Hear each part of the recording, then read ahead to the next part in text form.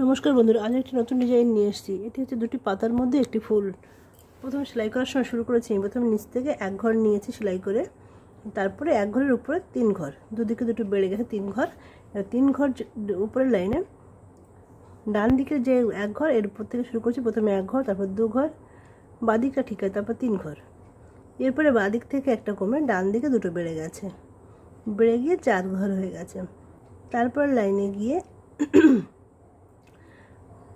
লাইনে গিয়ে বাঁদিকে একটা কমে ডান দিকে একটা বেড়েছে, এরকম করে।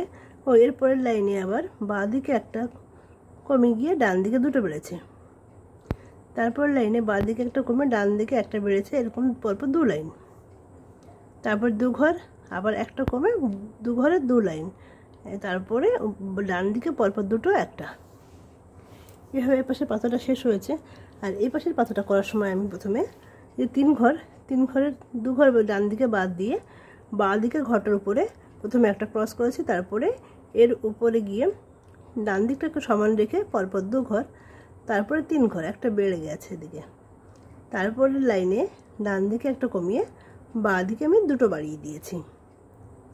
এরপর লাইনে ডান দিকে একটা কমেছে, বাঁ দিকে একটা বেড়ে, তারপর লাইনে ডান দিকে একটা কমে বাঁ দিকে দুটো বেড়েছে।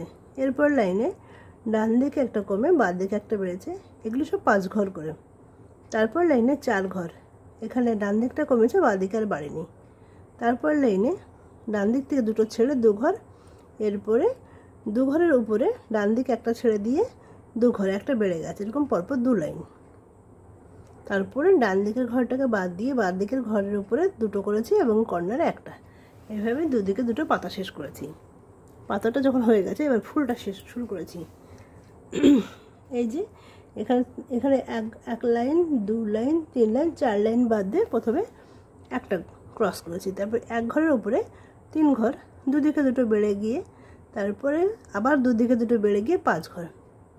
পাঁচ ঘরের মোট এক, দুই, তিন লাইন। আবার দুদিকে দুটো কমে গিয়ে তিন ঘর, তারপরে এক ঘর।